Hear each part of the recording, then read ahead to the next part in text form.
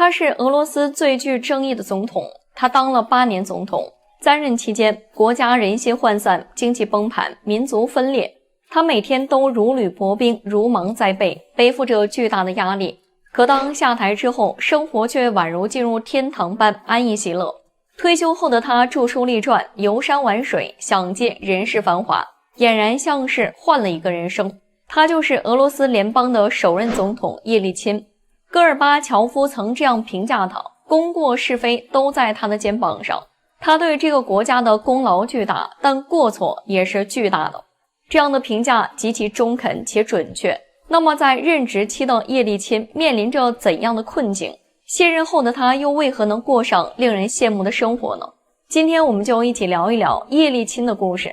葉利欽在位執政的8年裡，可以稱作是一場虛幻的激進夢。受西方影響，葉利欽一上台就推行了休克療法、私有化等轉向市場經濟的改革舉措。可是這新官上任的幾把火不僅沒有收到預想的效果，反而帶來了失業、通貨膨脹、國有資產流失等多重困境。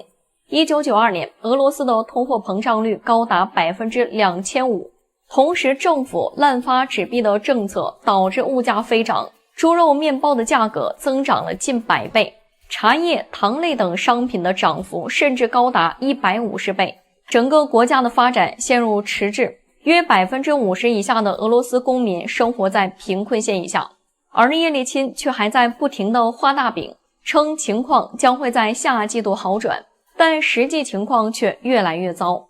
恐懼的陰霾籠罩着這個曾經世界強國，各地暴行頻發，被搶劫、被攻擊、被殺害者不計其數。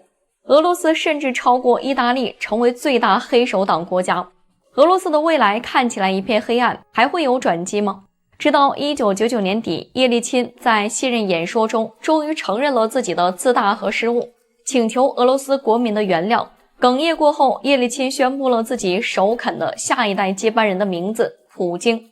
這個決定，葉利欽是經過深思熟慮的。任期內的種種失敗，讓他很早就開始考量接班人的事。這個人既要帶領國家走向繁榮，又要保護他免於被清算。簡言之，就是給他一個安逸的晚年。而普京是最佳人選，忠誠耿直，執行力強，願意服從葉利欽的任何決策，並承諾保護他的家族產業，給他一個安穩的晚年。如葉利欽所願，1999年的總統大選，普京奇蹟般地打敗了一眾強勁對手，當選了俄羅斯的新任總統，也展開了俄羅斯復甦和繁榮的序幕。事實證明，雖然葉利欽沒有帶領90年代的俄羅斯變得更加強大興盛，卻給國民選擇了一個真正不凡的領導者。退休後的葉利欽徹底卸下了多年的重擔，開始徹底享受美好的人生。按照法律規定，他每個月可以領3萬的退休金。他一面調養身體，一面外出旅行。